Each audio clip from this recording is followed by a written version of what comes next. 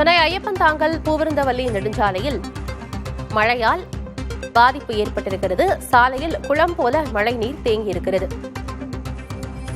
வாகனங்களே செல்ல முடியாத அளவிற்கு அந்த சாலையில் மழை நீர் தேங்கி இருக்கிறது. அதை காட்சிகளிலும் பார்க்கிறோம். விவரங்களோடு செய்தியாளர் நவீன் இணைந்திருக்கிறார். நவீன், வாகனங்களே செல்ல முடியாத அளவுக்கு சாலையில மழை நீர் தேங்கி இருக்கிறது.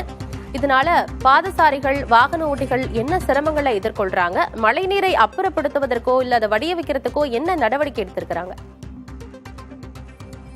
சென்னை மவுண்ட் சாலை ஐயப்பன்தாங்கல் முதல் பூந்தமல்லி வரை செல்லக்கூடிய சாலையில் தான் இந்த மழை வெள்ளம் தேங்கி இருக்கின்றது. கிட்டத்தட்ட ஐயப்பன்தாங்கலில் இருந்து காட்டுப்பாக்கம் வரை சுமார் 3 கிலோமீட்டருக்கு இதே நிலைதான் காண முடிகின்றது.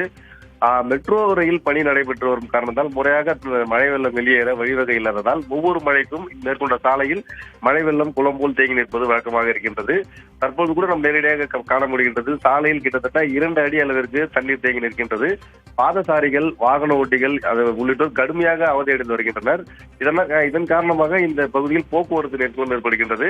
சாலையில் தேங்கி இருக்கின்ற மழை வெள்ளத்தால் பள்ளமேடுகள் தெரியாமல் வாகன ஓட்டிகள் திணறும் சூழலும் அதே போன்று விபத்தில் சிக்கும் அபாயமும் இருக்கின்றது. ஒவ்வொரு மழைக்கும் இதே நிலைதான் இங்கு நீடித்து வருகின்றது. மெட்ரோ கட்டுமானம் முழுமை பெற்ற பிறகுதான் இதற்கு ஒரு தீர்வு கிடைக்கும் என எதிர்பார்க்கப்படுகின்றது. தற்போது கூட ஐயப்பன்தாங்கல் ஊராட்சி நிர்வாகம் அதே போன்று மெட்ரோ ரயில் சார்பாகவும் இந்த தண்ணீரை அகற்றும் பணி நடைபெற்று வந்தாலும் அதிகப்படியான மழை வெள்ளம் தேங்கி நிற்பதால் குறைய சற்று தாமதமாக இருக்கிறது என்றால் காலை முதல் தற்போது வரை கிட்டத்தட்ட 4 மணி நேரத்துக்கு மழை நின்ற போதிலும் இந்த மழை வெள்ளம் வடியாமல் சாலையில் குளம்போல் தேங்கி நிற்பதை காண முடிகின்றது. இந்த காரணமாக வேலைக்கு செல்வோர், கல்லூரி செல்வோர் கடுமையாக சிரமம் அடைந்து வருகின்றனர்.